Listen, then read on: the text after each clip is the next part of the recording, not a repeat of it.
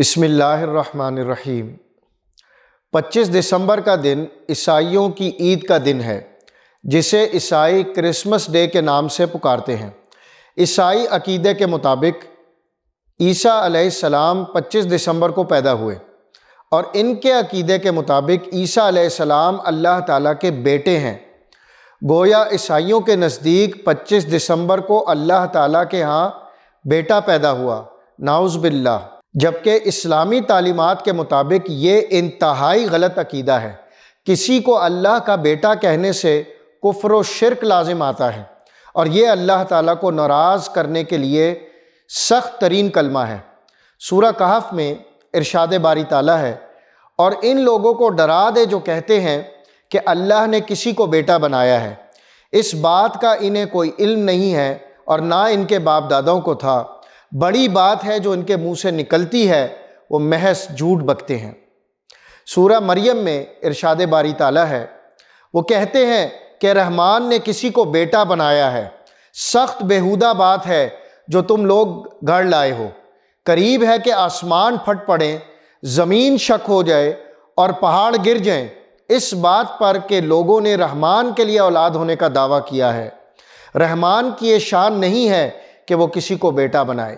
زمین و آسمان کے اندر جو بھی ہیں، سب کے سب اسی کے حضور بندوں کی حیثیت سے پیش ہونے والے ہیں۔ وہ سب پر محیط ہے، اور اس نے ان کو شمار کر رکھا ہے۔ سب قیامت کے روز فردن فردن اس کے سامنے حاضر ہوں گے۔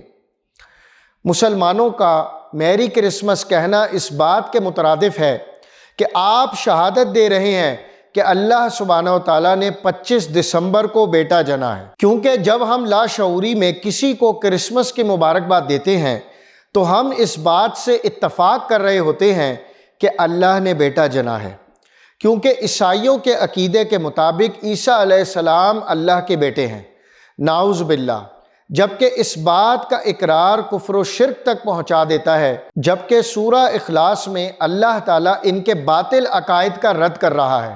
ارشاد باری تعالیٰ ہے، کہہ دیجئے وہ اللہ ایک ہے، اللہ بے نیاز ہے، نہ اس کی کوئی اولاد اور نہ وہ کسی سے پیدا ہوا، اور نہ اس کا کوئی ہمسر ہے۔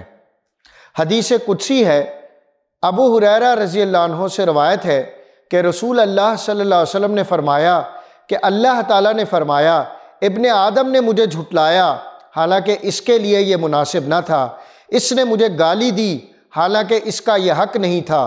مجھے جھٹلانا یہ ہے کہ ابن آدم کہتا ہے کہ میں اس کو دوبارہ نہیں پیدا کروں گا، حالانکہ میرے لیے دوبارہ پیدا کرنا اس کے پہلی مرتبہ پیدا کرنے سے زیادہ مشکل نہیں۔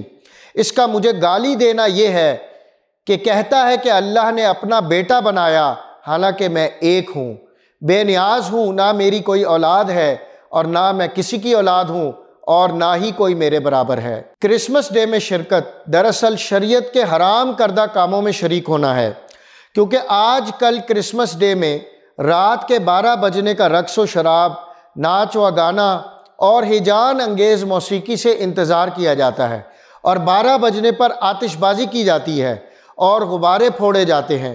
اور اسلام میں ناچ گانا، شراب نوشی، مرد و زن کا اختلاط اور فحاشی اور بے حیائی سے سختی سے منع کرتا ہے۔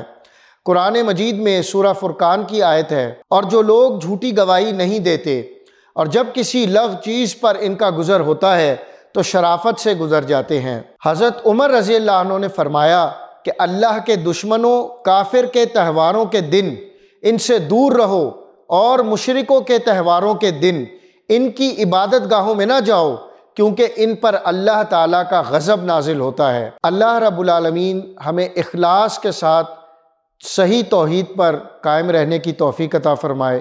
وآخر دعوانا ان الحمد للہ رب العالمین۔